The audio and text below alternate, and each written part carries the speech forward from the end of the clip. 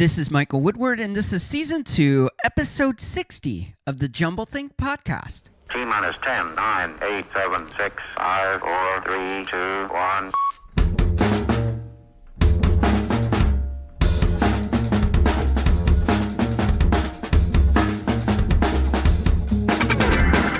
Welcome to the Jumblethink Podcast, where we interview leading entrepreneurs, we hear their stories, and learn how they took their ideas and dreams and turned them into reality. Along the way, they'll share some tips on how you can turn your idea and dream into reality too. Our guest on today's episode is Johnathan Grzybowski. Johnathan is a rogue risk taker turned entrepreneur and national thought leader in the digital marketing and branding spaces. He is the co-founder of Penji. Penji is an on-demand graphic design membership platform. It also helps you achieve more with unlimited graphic design, unlimited revisions, all at a monthly flat rate. Johnathan is also the host of a leading business podcast called the Blind Entrepreneur Podcast. His goal is to empower the next generation of entrepreneurs through education and community building. It's going to be an exciting episode, so let's get going.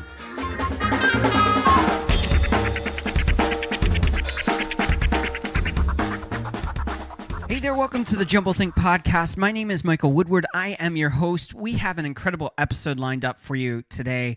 Before we jump in, I want to encourage you, wherever you like to listen to your podcast, head on over there, click that subscribe button, and become a Jumblethink subscriber. If you like listening on iTunes, it's super easy. All you have to do is go to jumblethink.com/iTunes or on Spotify, jumblethink.com/Spotify. It'll take you right to the app, right to where you can click that subscribe button. Really easy. So go on over and do that right now. Subscribe to the Jumblethink Podcast at your favorite podcast platform. Now let's dive into our conversation with Johnathan Grzybowski. Johnathan, thank you so much for being on the podcast. Oh, Michael, it's an honor, and I love it when people say my last name. It's always like at a question mark. It's like Grzybowski. I hope I'm saying that right, but no, it's an honor to be on the show. You nailed the last name pronunciation. Let's get right to it, man. Cool. So we always like to start out the podcast by learning about your backstory. So tell us a little bit for where you are today, what your role in Penji is, what you do, and how that fits into the ecosystem of what you're building. Yeah, so I'd say I'm everything, as I'm sure a lot of people explain on podcasts as far as what it is that you do. And when you say I am everything, it's not like an egotistical thing. I just wear a lot of hats.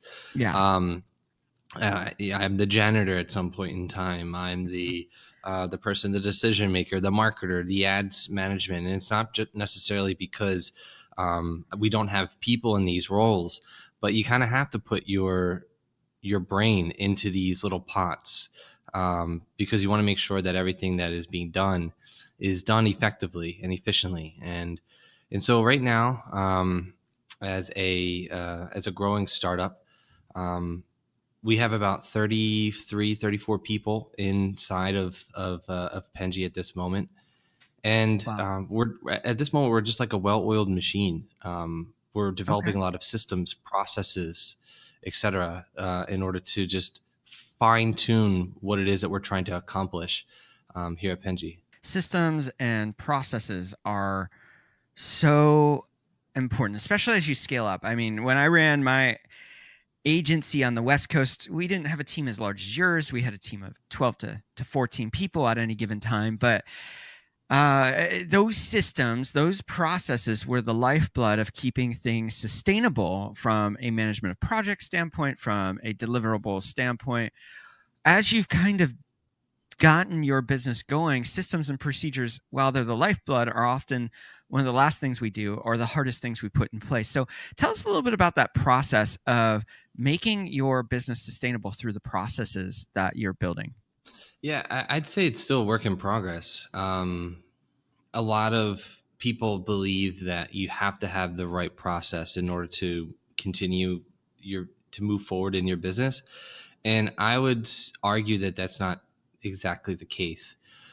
Yes, processes and procedures are important, but you also need to be able to actually do the process and not just create it.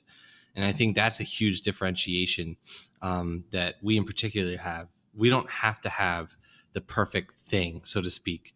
We are just constantly going out and doing. And we even did that when we first started Penji. When we first started, we were an agency very similar to what yours was.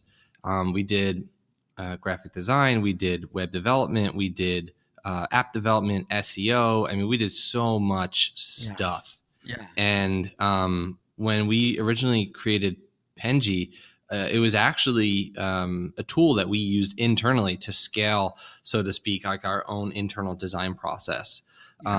So what would happen is that people would come in and they'd say, hey, I need a slider image for my website. We would do the slider image, but then we would send it in an email. And then the email gets lost, and then you have to go back in time when somebody comes up to you and says, hey, remember that thing that you created like 6 months ago? Yeah, we want that exactly done. And then you're thinking like, what the heck is this person talking about? Like, how can you go back in time in 6 months? I have to go through my entire search query on my mail in order to find this out. And so then there's the revision aspect, right? Where it's like, yeah, I think I want to do this instead. And I don't really like that little swirl that you did on the banner ad. I'm just like naming things, but you kind of get the idea. It can get cumbersome. So we created the tool, and the tool ended up being what Penji is today. And it's been able to help a lot of people just because of that process, because of that simple procedure. Yeah. Hopefully I answered that correctly. Yeah. I kind of went on a tangent. Yeah. Now, for you mentioned that Penji was kind of birthed out of the agency, the design firm that you had. For you, let's go back even further. When did you're what, in your late 20s, I would guess? 29, yes. 29. All right. So you have a lot of years behind you now. In this process, a lot of things have changed, evolved, but where was that origin story for you to say, I like design, I like collaborating with other people, I like working with people to design something that captures them? Where did that whole passion for you start? When did that start? Yeah, so I'll give you the honest truth. I am no developer. I am no designer. Okay. I can't do any of those things. In fact, I'm actually really bad at a lot of things. But something that has always been true has been this self, I guess, motivation to empower the next generation of entrepreneurs. And that's through education and community. And when I first started business several years ago, my first entrepreneur career started at 14. Wow. And just mowing lawns and stuff like that. And that's like the typical young male story, so to speak. That's kind of been overplayed at this point. But when we launched our design agency, we actually made so many mistakes early on that we kind of wished that we had mentors and tools. And there's just so much noise that it was really hard to, I guess, get a grasp on what actually makes sense. And I wish that there was somebody that could just guide us and to provide that level of just expertise, that tool that kind of just makes things a little bit easier. And that's been like the overarching theme to, I guess, my personal career in entrepreneurship, is trying to find ways to help people. And that's being done through the podcast, that's being done here in the city of Camden, where we do a lot of giving back. My co-founder has a very an amazing fundamental view of just education. About education should be a birthright to every person in the world, and unfortunately it's not. And so combining the two powers, so to speak, and the philosophies that we both believe in, and then putting that into a company that's also profitable, where we deliver a service, but we have this core value where we want to be able to help people. I'll give you a quick example. All of the people that we hire in the United States are actually from the city of Camden, New Jersey. And so we try to find ways to give back to our local community by providing jobs and internships to them, so then they can make their community better by the money that we give them in terms of compensation, the knowledge that we give them in order to one day maybe make their own business so they too can be profitable at whatever it is that they do. That is something that is incredibly important to us. And it didn't always start that way. Going back to the question of the origin story, I think in the very beginning of our entrepreneurship career, we were very, very selfish. We always thought about money. We always thought about that one thing, like that next contract. And then we got that next contract, and we got that contract again because we asked for it. We put it out into the universe and we got it every single time we asked for it. But it was never enough to make us something that we wanted, that we were proud of, so to speak. And now with Penji, we aren't necessarily fixated on the next contract. We're fixated more so on the next opportunity that we can help somebody, that we can help an entrepreneur, that we could help a business grow. And just that fundamental shift in mindset has revolutionized our business, and it has allowed us to grow without having that pressure of like, when's the next contract coming? I think that's so important that you talked about the mindset shift for you. And it sounds like your even value system of what you value as an individual, as a company, has shifted in that journey. So for you, as you've processed over the last couple of years, how you've done it in the past, how you're doing it today, and you're really building a new brand since 2017 in this Penji brand, how has that value system really brought you to a place of saying what we do matters, what we do is significant, it has purpose for you as a business, for you as an individual that has done this transformation to say we really evaluate what matters to us? How do you find that fulfillment? Yeah. I mean, so for the most part, I'd say that when you build a selfish company, or when you try to build a selfish company, you too, in turn, you are the selfish one building the selfish company. And so you need to be able to change, again, what you mentioned, changing the mindset, and focus more so on the other person and not on yourself. Because you can even see that in your advertisements, right? If you're spending money on advertisements, is this ad about you, or is this ad about why they need this service, or is this service about how they can benefit from using your service? That's just like one simple thing, right?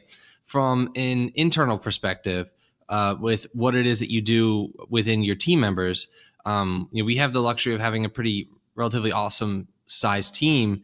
And are you communicating with them? Like, are you talking to them? Are you finding out what they like? Are you finding out what their dreams are? And are you actively trying to help them pursue their own dreams? Because you won't know that until you ask them the question. And it doesn't have to be as direct, like, hey, what is your dream? Because I ask that question on my podcast all the time. And it's very direct. But it also gets them to think about it. But you can find out what that person cares about just by asking simple context questions. And then once you find out what's important to them, then you can have like a memory block, or even you can write it down if you really wanted to, and remember it. And then just constantly be aware of that and say, well, okay, this person cares about money, right? I'll just give some examples.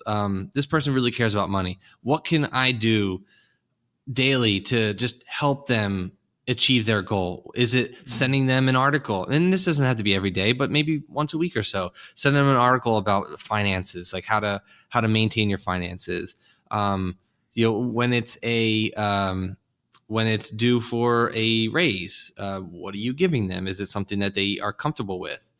But what happens if somebody else that works for you wants to be an entrepreneur one day and they want to be an owner of a business? Well, take them under your wing a little bit and show them what it really is like to be an entrepreneur. So, I think the theme that I found in particular, is that it's not about you anymore. And it never was about you. For the longest time, I always thought it was about me. It's not about you. It's about helping other people. Wow, that's really powerful. What's one challenge that you're currently working to overcome at Penji?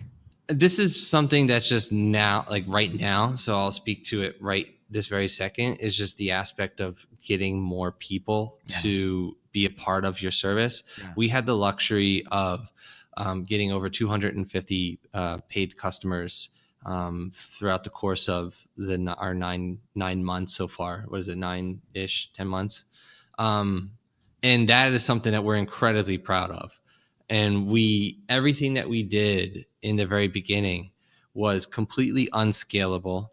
Mm-hmm. It wasn't necessarily like this incredible process.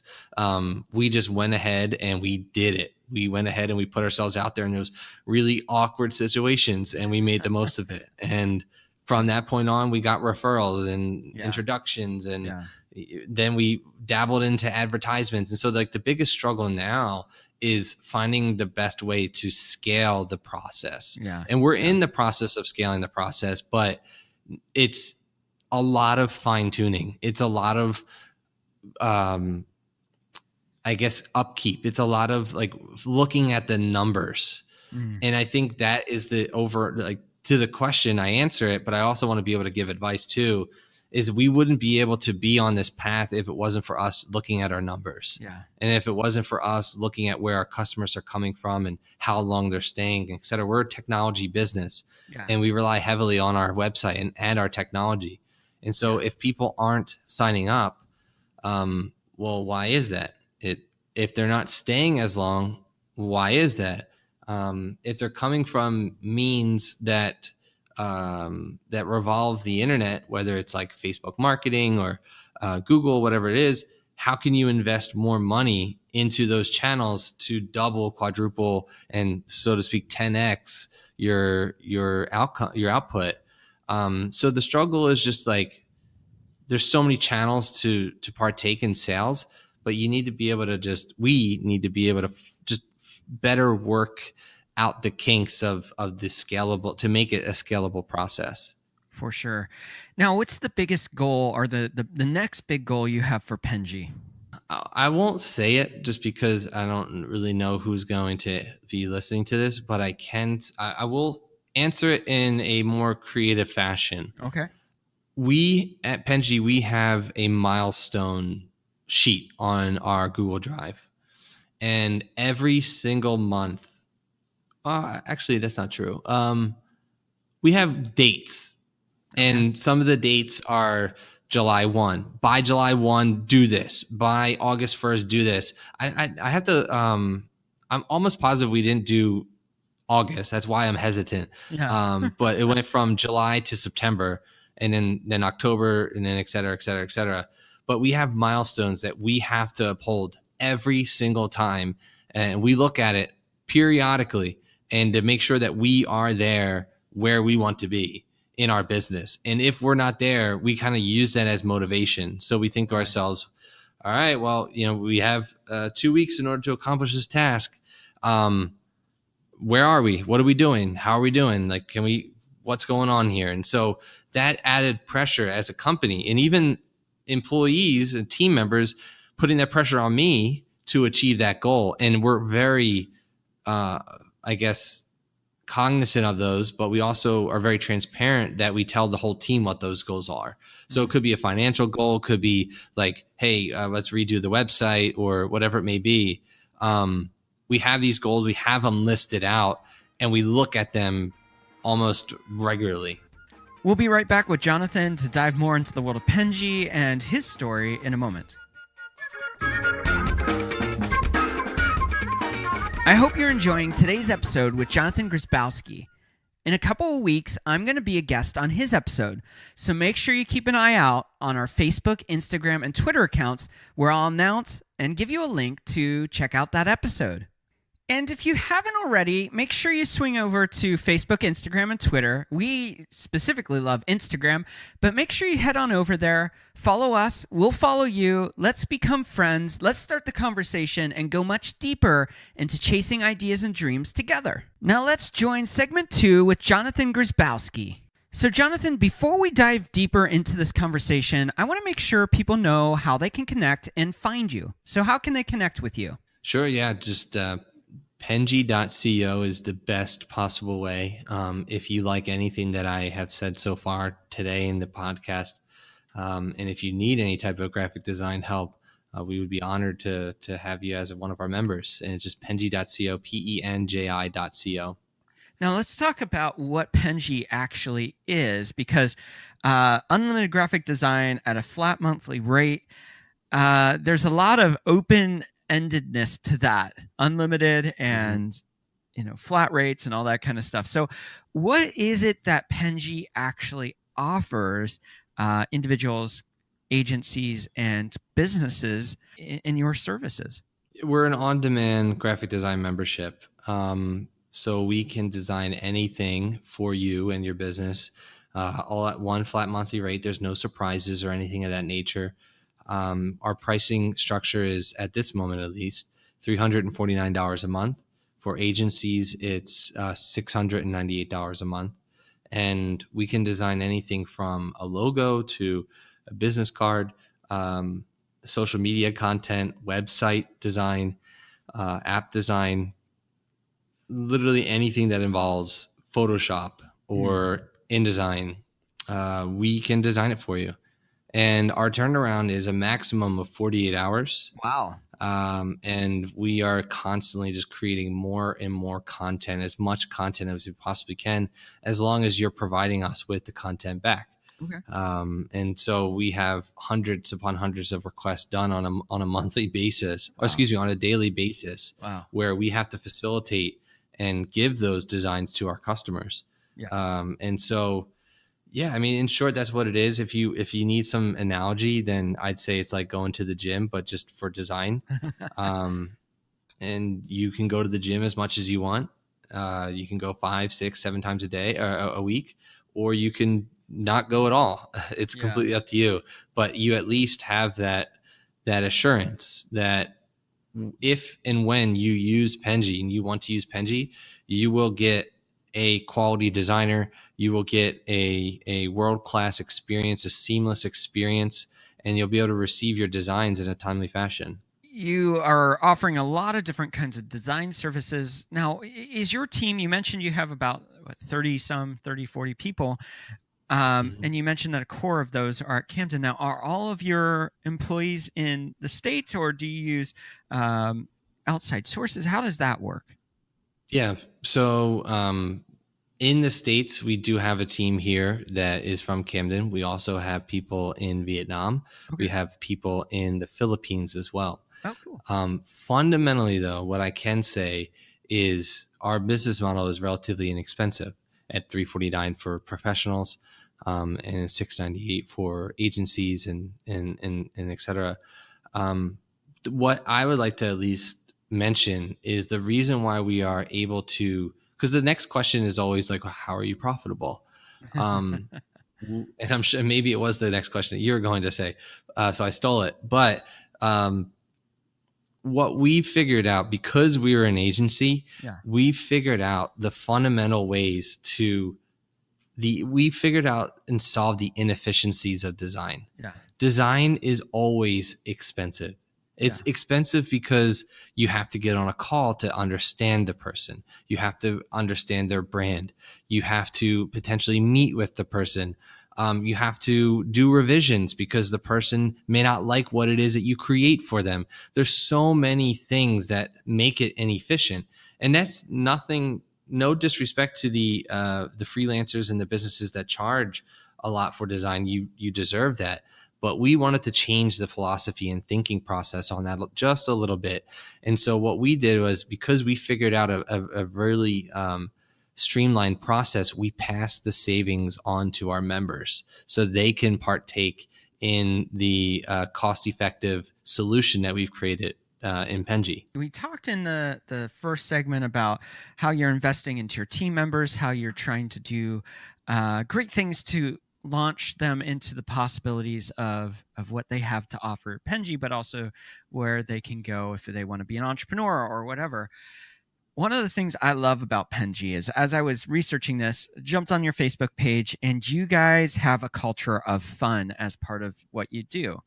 That doesn't mean you're slacking off or just being stupid about what you're doing, but you incorporate fun. You did a chicken nugget eating competition. You did a TV theme song competition. You did the little pie thing where you pass the thing that throws the pie in the face, and tons and tons and tons of fun videos as a part of what you share to the world through your Facebook channels.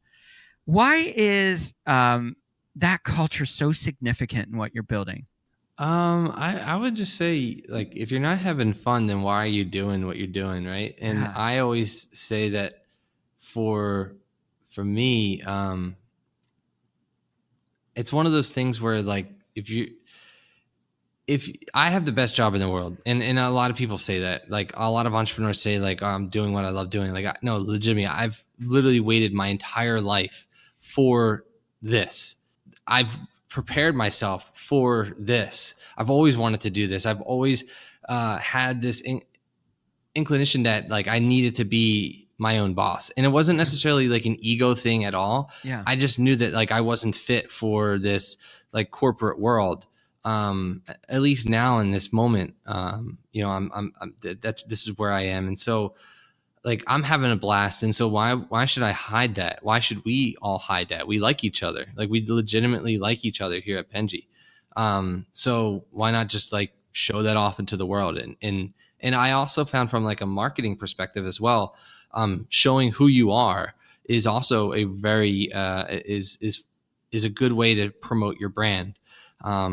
I'd say we like to have fun, but at the most important thing is we're also professional. Yeah. We don't want to be that, like, cheesy startup that does, like, gimmicky things. Yeah. But at the same time, we also want to be able to show off our personalities. I am probably, like, I would say I thought that I was nerdy, and then you meet the people that work here and you're like, okay, maybe I'm not as nerdy as I thought I was. We're video game lovers. We love food. We like anime and watching, like, YouTube and stuff like that. And so to show off the quirky side, especially when it involves food, like, you're going back to the games and to the food thing, the chicken nugget challenge. Everything in your business when it comes to company culture stems from what they do during lunch. Yeah. If you leave your office because you have to get away, then maybe you don't like where you work. You don't like the people that you work. You just want to get away. You want to zen out. Yeah. But no, we kind of, like, say to people, hey, you have to eat with us.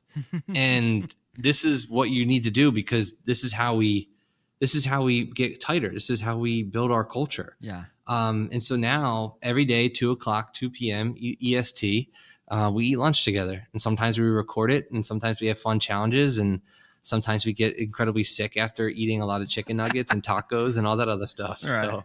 Right. No, I can relate to that. I mean, we didn't do, and everyone had to eat or anything like that in the office, but we were in a downtown place in Northern California. And so we would all, sometimes in different groups and stuff, depending on what people were hungry for, but we had a community that was very much about eating together, going and hanging out together. And it was just really a beautiful thing. And it really does make a difference. It was always hard. We had a couple people that worked out of the office on the East Coast, and they never fully felt like part of the DNA and fabric of the team, because, it would be one person here, one person there, and it just always felt like there was something special about the people in office that we were sharing life with at a different level. Yeah, no, absolutely. That's exactly it. That's exactly it.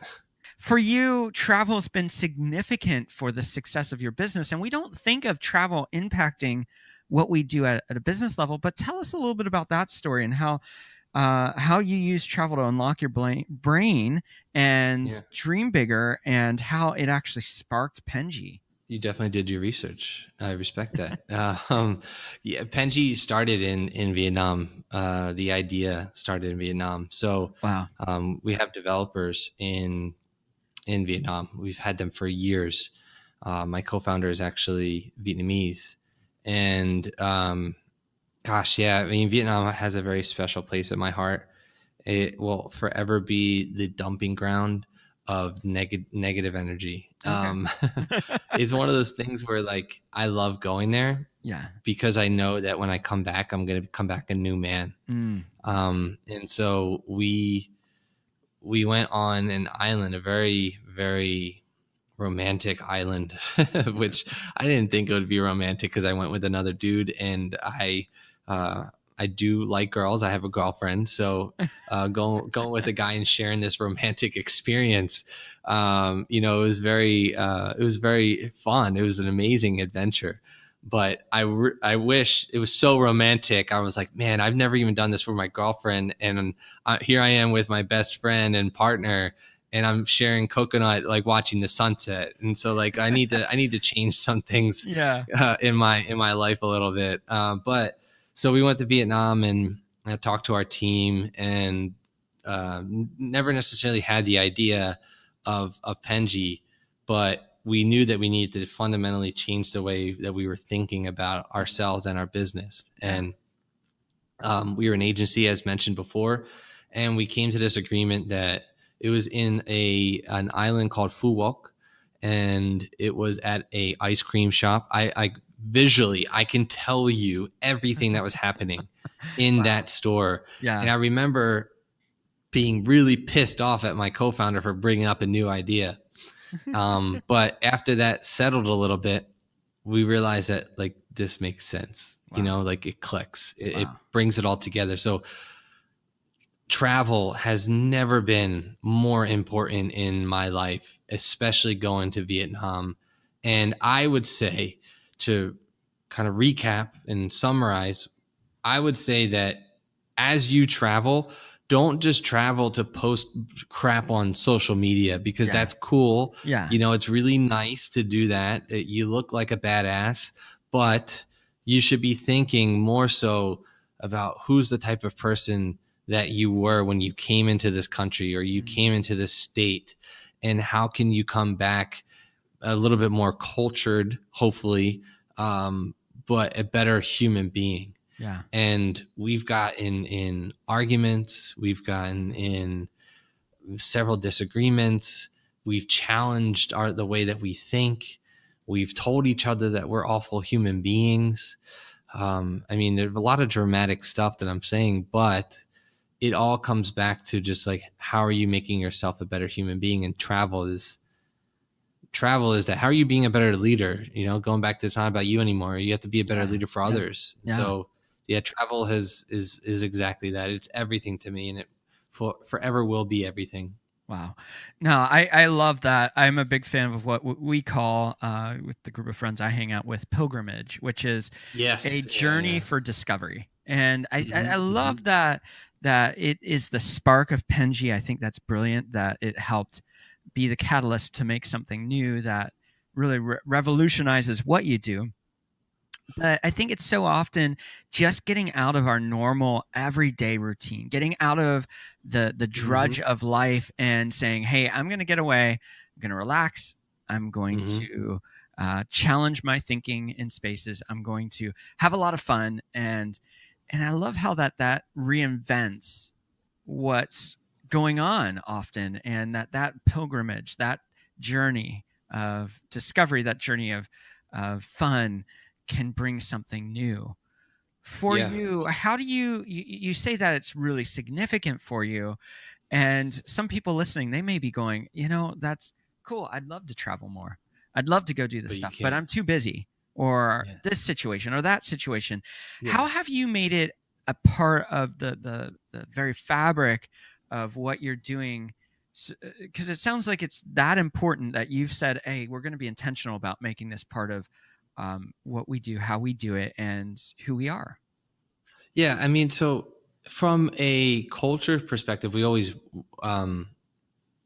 suggest for people to go out as like a company, to go out of their way. But I think for the people that are listening, it starts fundamentally like within yourself. What way are you going to work? Right. It starts that way. It starts there. How are you driving to work, or how are you getting to work, whether it's through bike or car, feet, whatever it is? Are you taking the exact same way that you're going every single day? What do you do after work? Like for me, I'll just give you my thing, and then hopefully it applies to the people that are listening. I'm a robot. Like at my core, I am a freaking robot. I do everything the way that I needed to do it. And I wake up relatively at the same time and I do the same morning routine. Like I'm so robotic. It is disgusting. And that is a thing that like I hate about myself, but I also have the discipline to, and I'm aware of like areas that I need to get better at. And, but also people can say that it actually is a really good thing.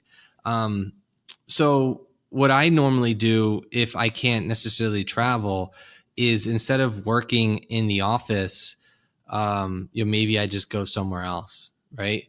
Or, for us, like we work 10 to 6, and then I have what is called second shift, Okay. which I just go and I work after work, after the gym. So what I usually do is like I work 10 to 6, and then I go to the gym, and then I come back home, shower, eat, and all that other stuff, and then I go do second shift, and then that probably isn't until like maybe 12-1. Okay. And that's like 7 days a week. So that's not like 5. It's usually 6 days. I'll say that is usually 6 days. And then second shift is like late Sunday night. So I work a lot.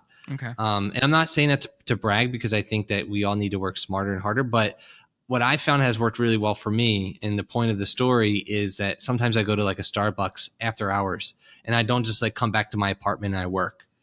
That additional clarity, that additional like step that I've taken, it immediately just changes how I think. Yeah. It changes new things for me. It unlocks different parts of like my brain, because I'm just working in a different area than what I was used to. So it doesn't have to be this like grand thing of going to Vietnam. It can be as simple as just like working at a Starbucks, or ordering something different for lunch, or going a different road that you've never gone through before. It sounds cliche, but those things make all the difference.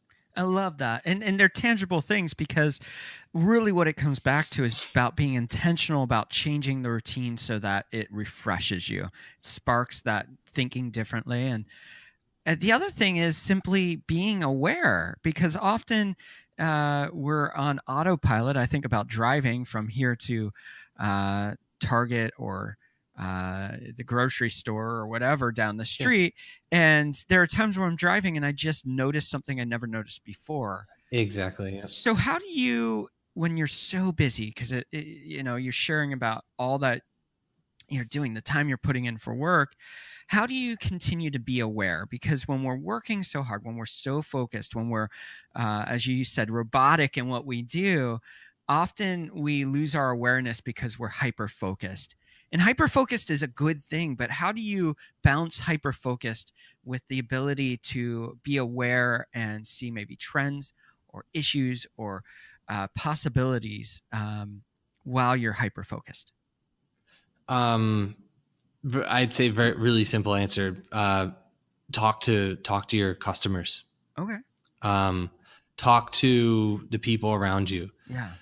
If they are the ones that dictate your brand, they are the ones that tell you who you are as a human being.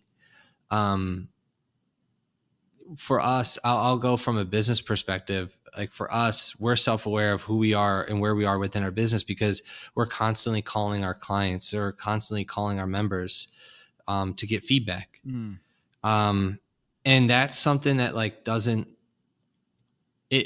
it makes sense once you say it, but like, do you actually do it? Yeah. And for us, we do it. And so when we ask for feedback and say like, how was your experience with Penji so far? What can we do to get better? They're telling us everything that we need to know about our brand. Yeah. And we're asking them questions like, well, why did you sign up for Penji? And they tell us exactly that. And so that little bit of knowledge is so critical to moving the business forward. From a personal perspective, I think it's very similar in that aspect too. How is your team treating you as a leader or as a person?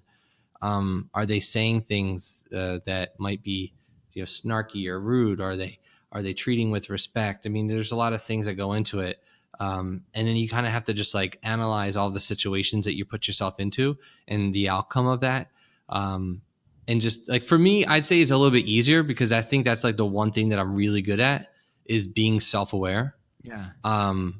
But I mean, those are the trigger points for me. It's psychoanalyzing all of the different things that I get into or I get myself into. Yeah.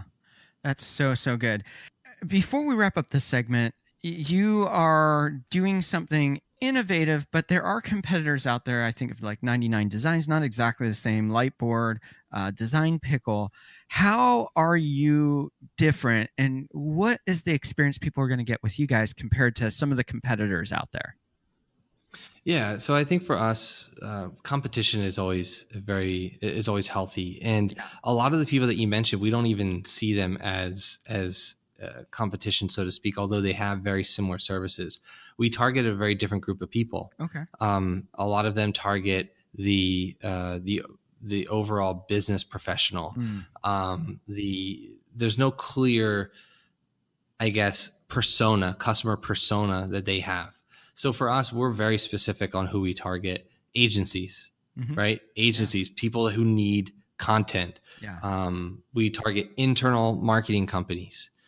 So people or internal marketing teams. So large organizations that have internal marketing teams. We target startups that have received funding. Yeah.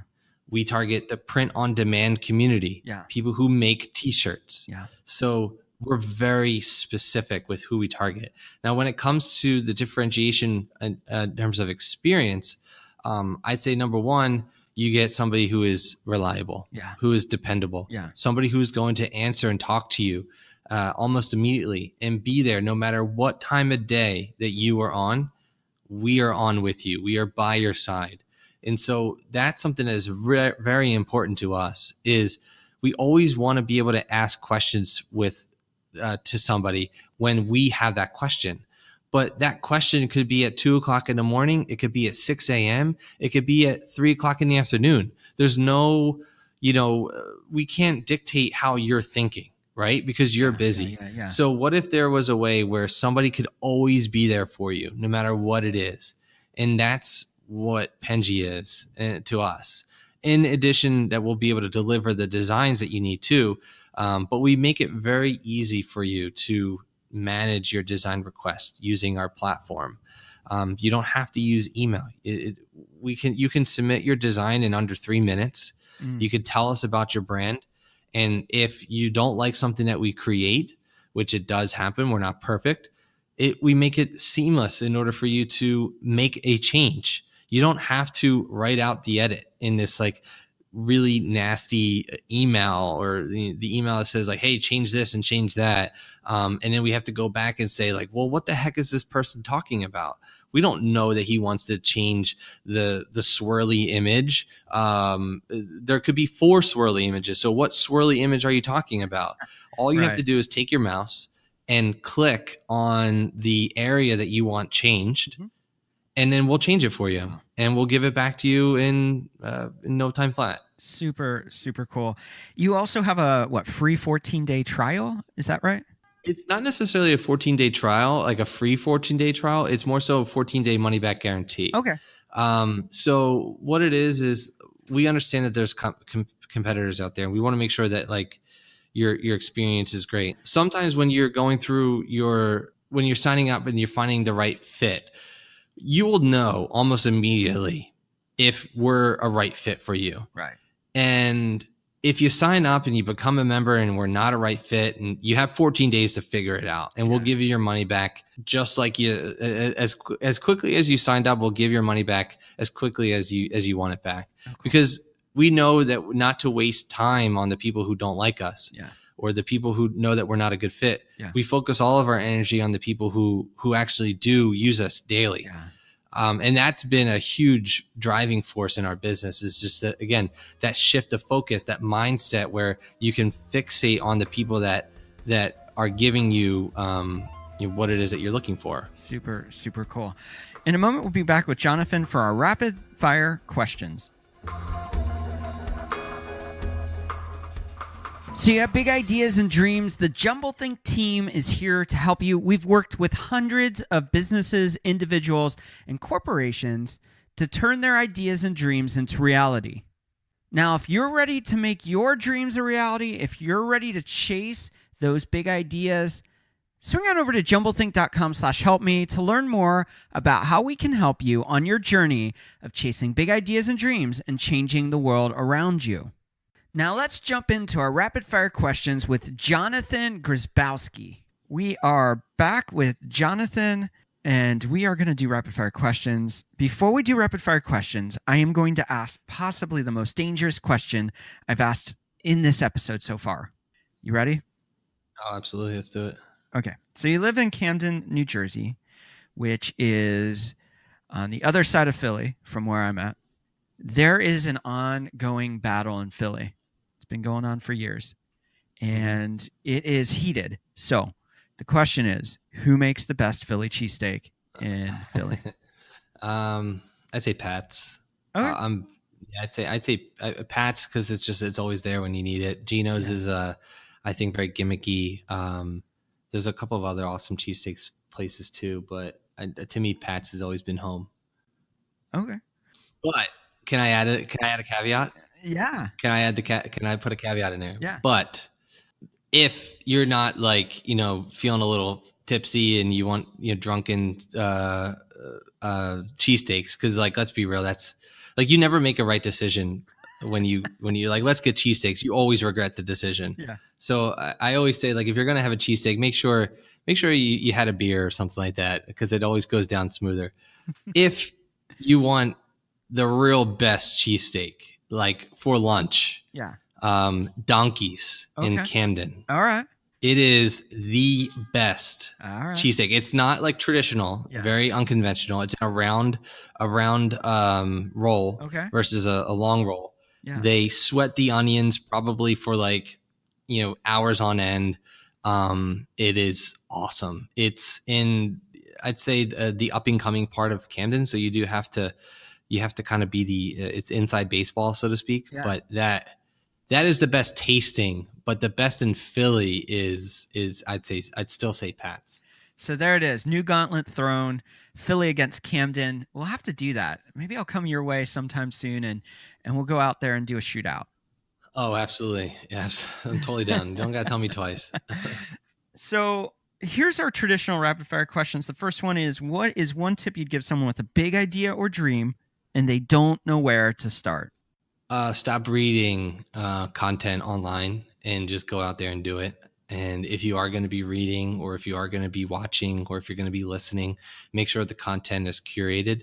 I think a lot of people, when they're starting businesses, they go on this like information overload. Yeah. And they kind of just get in their own head because they read that Jimmy John has the best process and the 8 tips on how to make a better company. Yeah. That's great content, but you need to be able to physically do it. And so stop reading, just go and do it. Like that's it. What's one change you'd like to see in the world? One change.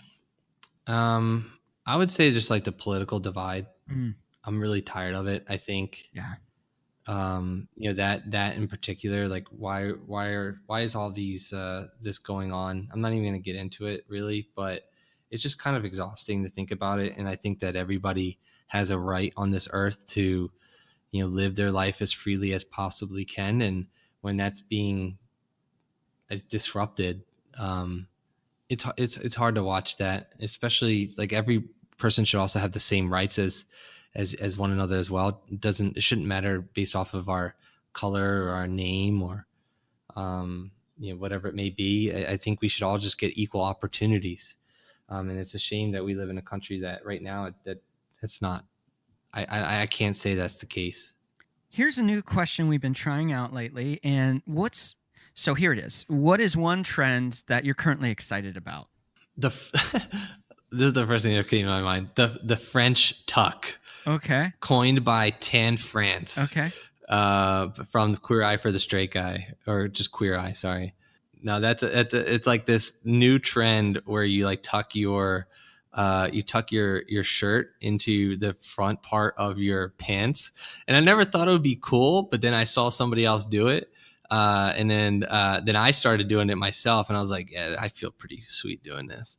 So Queer Eye reference, Tan France, definitely shout out. It's probably not the answer that anybody was expecting, but yeah, fashion's important. You got to look good. You got to feel good.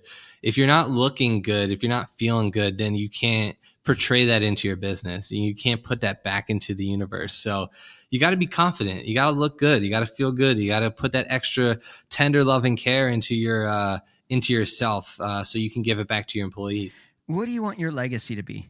I want to be able for people to just remember those closest around me, that I've challenged them, I've empowered them to be a great person, a great human.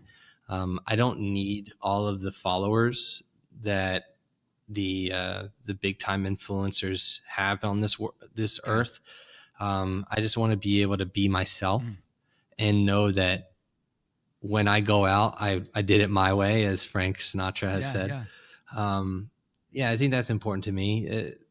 Loved by those who are closest, and empowered by the people that I've interacted with. Where do you find inspiration? I think that's something that's really hard for me. I'm not necessarily a type of person that gets inspired by watching something or like reading something. Yeah. I'm not like one of those quote fiends where it's like, wow, this quote is so relevant to me, because like every quote can be relevant to you if you really apply it. Yeah. I'd say I'm empowered by the people who are around me. Yeah. I'm empowered by action. I'm empowered by progress, or I'm motivated and inspired by progress. To this day, I mean, we get 1 to 3 to 5 clients a day, and I still get pumped every time I get an alert on my phone saying that we got a new customer, And so that inspires me, like us being able to help more people. That's exciting. That's fun. Like I can't say that I've ever been able to do that through our agency. Like, yeah, we helped a lot of people. Yeah. We worked with a lot of awesome companies, but now more so than ever, like these people are entrusting you to deliver, and now it's your opportunity to do that. That's exciting. What do you think, or what is one book that you think every dreamer or entrepreneur should read, and why? That's the answer. Isn't going to be fun. I'd say that, like, I've been asked this question numerous times, and I'd say fundamentally you have to read what I call the classics, the hits, the main core business books that if you just go into Google and you type in business books to read, you need to read them. So I'm not going to single one out in particular, but I can say, going back to my first answer that I gave in the rapid fire, you have to read curated content. Okay. And you have to listen to curated content and watch curated content, and not just like stumble across an article because you found it through your algorithm. Do you do a little bit of research ahead of time before you read the article, or is it in Harvard Business Journal? Or if it's in Inc. and Forbes, usually that stuff is curated, but even so, something like that could just be bought. So find out if this article is relevant to you, just do a quick search to find out that this person is reputable. And if it's a book, make sure it's a book that has been published by a major publisher, or it's been documented and curated and validated by somebody famous. Yeah. Because they're not going to put their name on it unless it's reputable. So, yeah, that's important. Whatever the book is, just make sure it's curated. What's one tool that's significant for the success of your business? Penji? No, just kidding. It's a fair answer. Yeah. No, it is. Yeah. Headspace. Okay. The app Headspace. All right. I did it this morning, and it is so awesome. Like, just talking to you now, I just see more clearly. I think more clearly. Yeah. And it starts with like your morning routine. Being able to just clear your head a little bit and give it some space, not to be punny, but it's it's a different world. You don't understand it until you experience it, but it's a great feeling. What's one habit that's helpful in your life as an entrepreneur? Habit, I'd say working out. Physical fitness is very important. Yeah. Cooking. Yeah. I know you said one, but cooking, Okay. like I'd say it's all encompassing, like cooking, eating, A working healthy out, lifestyle being almost. healthy. Yeah. Yeah. A healthy lifestyle, and as a whole, has been revolutionary to me. Yeah. Um, I love working out. I love sweating. You just feel better. Yeah, for sure. You clear your mind. Yeah. That's good. That's good. You talked about morning routine being significant. How do you start and finish your day? Start the day. I usually somewhere around 7, 8. Wake up, immediately do yoga, or not yoga. What the hell am I talking about? I do Headspace. Yeah. And I do that for like 10, 15 minutes. And then depending upon like how I'm feeling, I might work out. If I don't, I'll save it for later in the day. But I eat a good breakfast after I shower. I end my day usually probably looking at a device, which I probably shouldn't have. So I'm saying this out loud in order to change it, Yeah. because I really do want to change it. I would love to end my day reading a book, but sometimes it just doesn't happen that way. More often than not, it doesn't happen at all. But I would love to. Right now, I'd say I look at a computer screen right before like a phone screen. Again, not healthy at all. Yeah. But that's just where I am right now. But I know what I want to get to, which is reading a book at the end of the day. If you weren't doing what you're doing today, what do you think you'd be doing? Oh man. You know, I honestly can't see myself doing any other thing. Like, as silly as that sounds, like I am so in the entrepreneur space, both financially, physically, mentally, that like it doesn't make sense for me to do anything else. Right. Because like my skill sets wouldn't be applicable to any corporate institution at all. Right. But to answer the question, I would say I would be a chef. Okay. I would be a cook of some sorts. I love the aspect of hospitality. I apply that into the business and into my own internal brand. Yeah.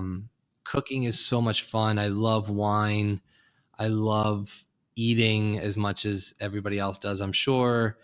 I think now that Anthony Bourdain is gone, that there's a spot to fill. Yeah. And I'd love to be able to be that person one day. Yeah. To be able to travel the world and eat all the amazing food and tell stories. I think it's that life is so intriguing to me. What is one dream you're still wanting to fulfill in your own life?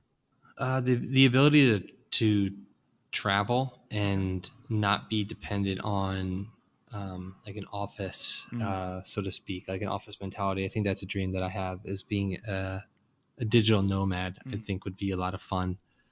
I don't need things in my life. Yeah. I'm very minimalistic. Yeah. I have an apartment. The apartment works. It's an amazing apartment. It's a beautiful apartment, but everything in this entire apartment can be gone and I'd be okay with it. Yeah. All I need are some clothes, toothbrush. Probably your computer. Yeah, definitely. I'm like looking around my my apartment as I'm saying this. I think the digital nomad lifestyle is really intriguing to me, and I definitely want to be a part of it. It would be awesome just to be like, I'm working in Spain today. Yeah. I'm working in, my girlfriend lives in Kansas City. I'd love to be able to just go to Kansas City for a while. Yeah. That to me would be a dream. Super cool. As we wrap up today's episode, I want to leave you with the final thought. So what is your final thought for us today? Yeah, I'd say just get out of your own way. The last piece of advice, I think we live in a world where everything has become so egotistical and ego driven. Yeah. And that comes back to politics. That comes back to what we post on social media. We're constantly bragging about things because we were trying to fill this void that we simply just can't shake. And it would be amazing to for a brief moment in your day, just try to think about the other person, whether it's sending a text, whether it's answering an email. What do they want to hear? Yeah. And it starts with just checking your ego at the door. So that would be my final thought. Just check your ego at the door. Have fun. Do what you do what you love. And that's it. Super cool. Johnathan, thanks so much for being on the podcast. It's been a lot of fun having you on, and we're excited about what you're creating. So thanks for taking time out for us. Thank you. Thank you for the opportunity and sharing our story. It really means a lot. Thank you. Once again, we want to thank today's guest, Johnathan Grzybowski, for taking time out and being on the podcast. You can find the links to Penji and to Jonathan's podcast in the episode notes. If you enjoyed today's episode, here are a few other episodes you may want to check out. Season 2, episode 29, I share on communicating your big idea, how you can take the idea from inside of you and share it with others. In Season 1, episode 93, our guest was photographer Jeffrey Shaw. He shares on how you need to understand how to communicate in the lingo of your audience to effectively reach them. And in Season 1, Episode 2, Jared Marioma, who has created Hipster Mickey for Disney, shares about his journey of illustration and learning graphic design. Jumblethink has over 160 episodes, so make sure you go check out some of those episodes you haven't listened to yet. Now, I want to encourage you, get out there today and start chasing those ideas and dreams. They won't happen unless you make movement. So, today, figure out a small step, a little experiment you can do to try to move that idea and dream forward. Take a small step, a big step, but any step, and begin to chase those dreams, make them real, and change the world around you. Thanks again for tuning in. Now get out there and chase those dreams. Vous êtes une autre personne. Les mères de famille, les enfants, peuvent également prendre un moment revitalisant. Dans quelques mois, lorsque vous aurez bien saisi la technique et que vous serez maître de votre corps, vous pourrez vous décontracter même en travaillant.